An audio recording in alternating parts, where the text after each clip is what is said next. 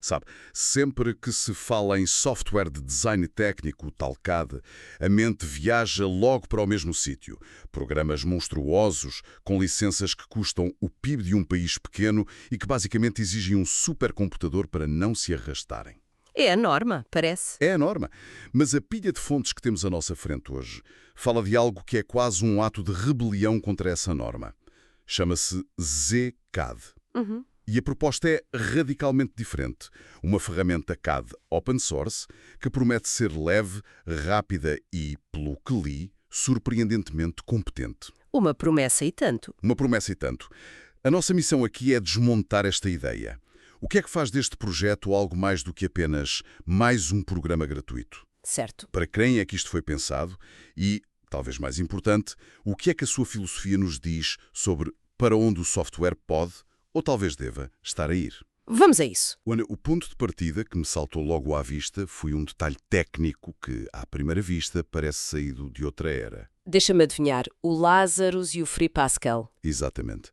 Hoje em dia, com toda a gente a usar frameworks da moda, isto soa quase arcaico. Que mensagem é que uma escolha destas envia? Envia uma mensagem fortíssima e, na minha opinião, o ADN de todo o projeto está contido nessa decisão. Não é uma escolha arcaica, é uma escolha deliberadamente clássica, com um propósito muito, muito moderno. Que é? É que o Lazarus e o Free Pascal têm uma superpotência que se perdeu em muitas tecnologias modernas. Compilam para código nativo. O que, para quem não é da área, significa que não há camadas intermédias a atrasar tudo. Exatamente. O resultado final é um fecheiro executável que fala diretamente com o sistema operativo, seja Windows ou Linux. Não precisa de uma máquina virtual Java a consumir gigabytes de RAM, nem do framework.NET. É uma conversa direta. É como ter uma conversa direta em vez de usar um tradutor lento. A consequência imediata é que a fonte sublinha constantemente velocidade pura e um consumo de recursos ridiculamente baixo. Então é quase uma filosofia de contracultura.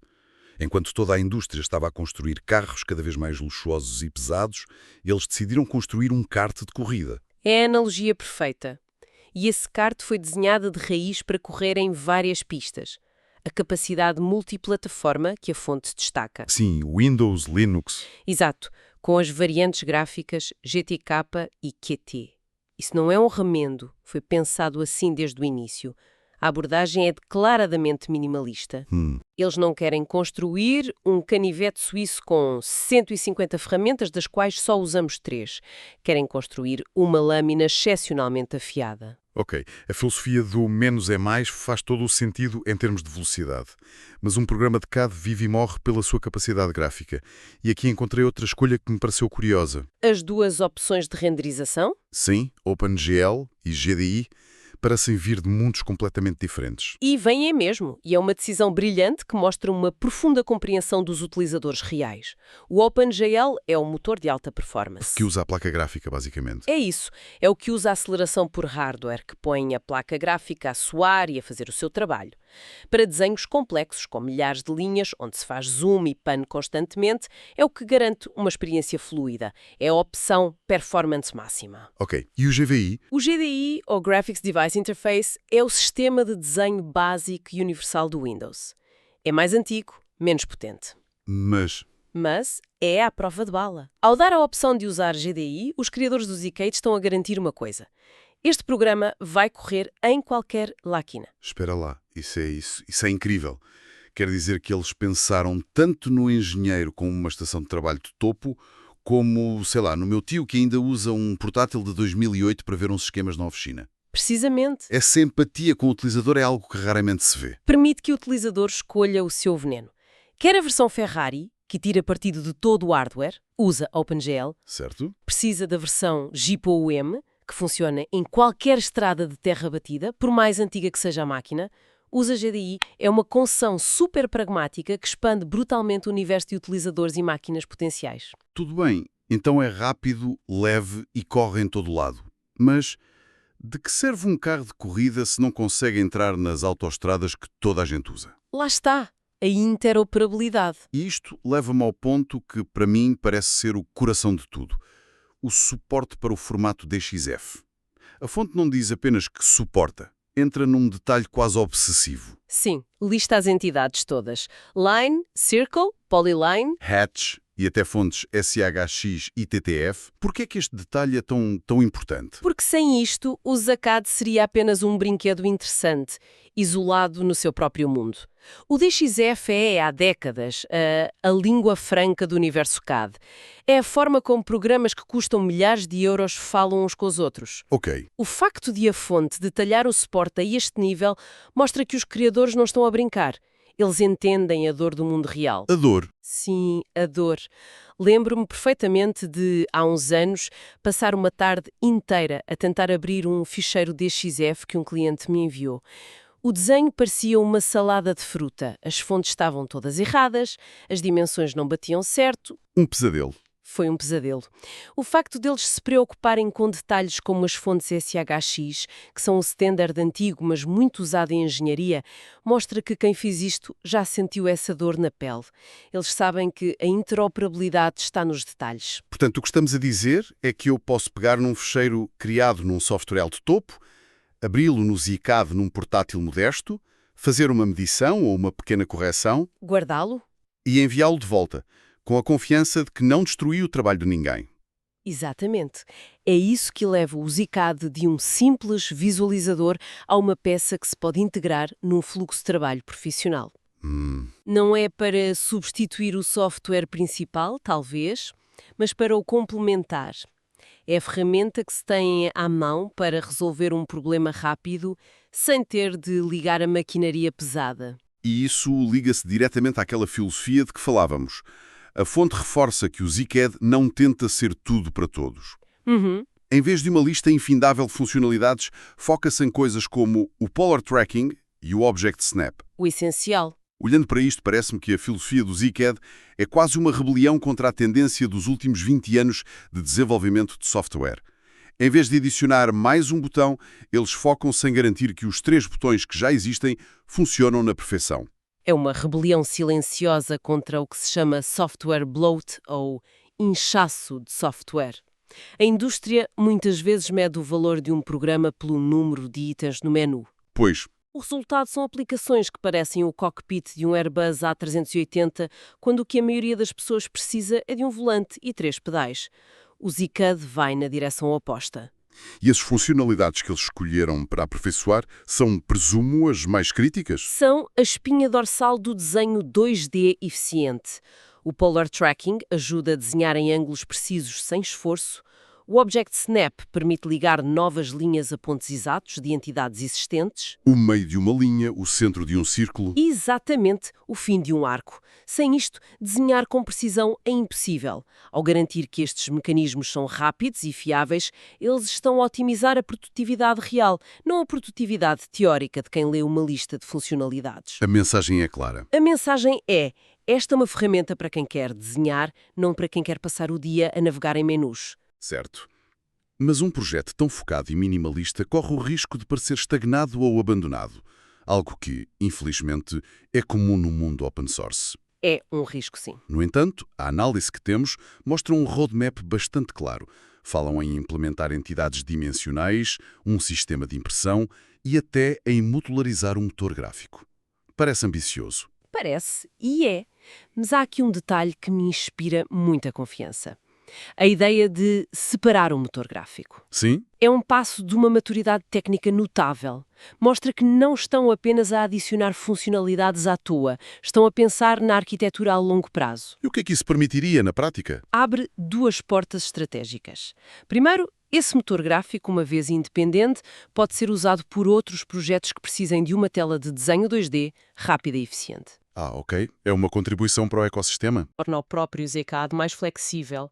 Permite-lhe, por exemplo, adotar mais facilmente novas tecnologias de renderização no futuro. A fonte até menciona a intenção de adicionar suporte para DirectX. Para além do OpenGL e do GDI. Exato. Isto é construir a pensar na próxima década, não apenas na próxima release. Mas um roadmap ambicioso num projeto open source pequeno não é também um risco? Quantos projetos já vimos que prometem mundos e fundos? E depois? E depois ficam pelo caminho. Sem dúvida. O risco existe sempre, é inegável. Então, o que é diferente aqui? A diferença talvez esteja na cultura de abertura do projeto. Eles não estão a esconder o processo. A fonte chega ao ponto de dar instruções diretas, com comandos simples como make zcad, Certo.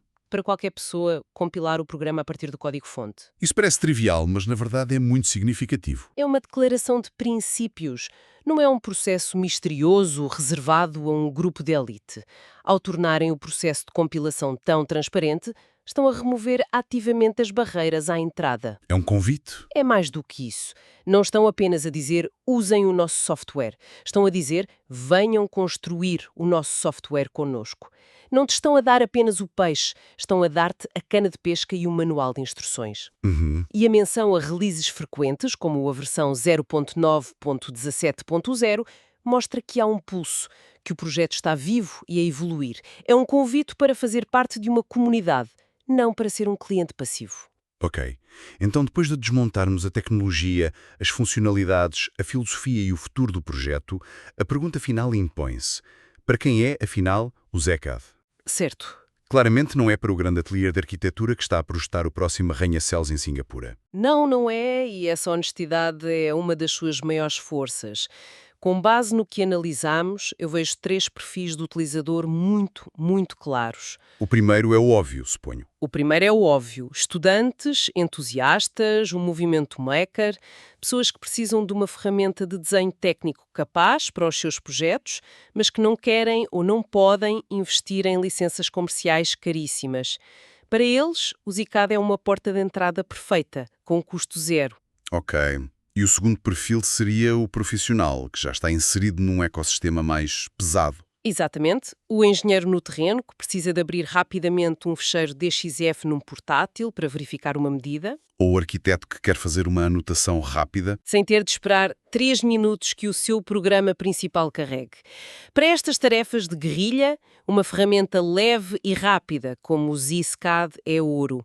É o canivete de bolso que se tem sempre à mão, mesmo que se tenha uma caixa de ferramentas completa na oficina. E mencionaste um terceiro grupo que me parece o mais interessante. Sim. São as pequenas empresas, ou os developers individuais, que procuram uma base open source para construir algo novo e especializado. Como o exemplo que a fonte dá. Exato. A existência daquela versão zcad Electratec. Isto é um sinal poderosíssimo. Significa que alguém já pegou no código base do zcad e o adaptou para um nicho específico. Neste caso, desenho de esquemas elétricos, provavelmente. Provavelmente. E isto transforma o zcad de um simples produto numa plataforma. É para quem valoriza a eficiência, a velocidade, o custo zero e, acima de tudo, o controlo e a liberdade para adaptar a ferramenta às suas próprias necessidades.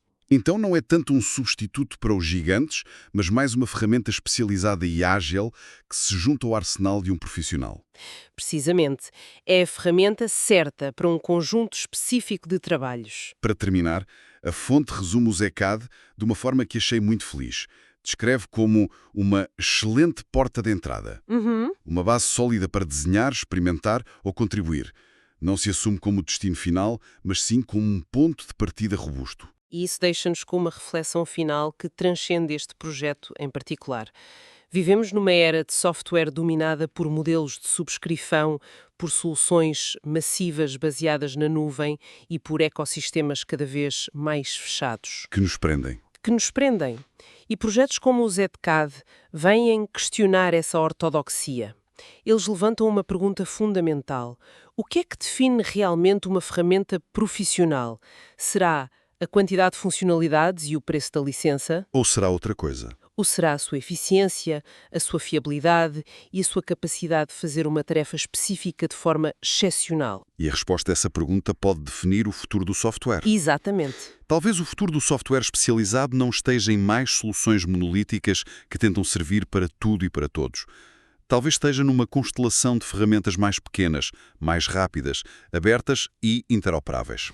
Ferramentas desenhadas para fazer uma coisa brilhante e, crucialmente, para comunicarem de forma perfeita com todas as outras. O zcad não é apenas um programa de CAD, é um argumento muito convincente a favor dessa visão e um futuro que, francamente, me parece muito mais interessante.